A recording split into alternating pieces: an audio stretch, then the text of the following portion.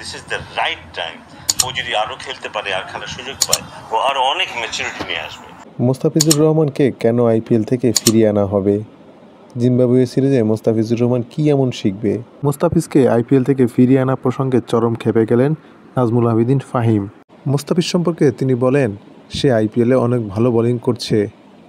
আইপিএলে যত নামকরা বোলার আছে তার চেয়ে তুলনামূলকভাবে মুস্তাফিজুর রহমান অনেক ভালো খেলছে।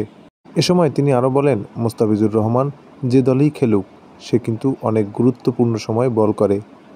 অধিকাংশ সময় দেখবেন সে ম্যাচের দ্বিতীয় ওভারে বল করে, পঞ্চম বা ষষ্ঠ ওভারেও বল করে এবং শেষের দিকে 2 ওভার করে। এর মানে কি?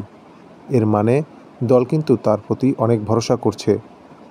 আর ওই সময়টাই কিন্তু টি-20 ক্রিকেটের মূল সময়।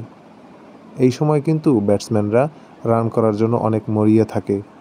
আইপিএলের মঞ্চে মুস্তাফিজুর রহমান এই চাপটা নিতে পারলে সে অনেক গুরুত্বপূর্ণ বোলার হয়ে উঠবে বাংলাদেশের জন্য।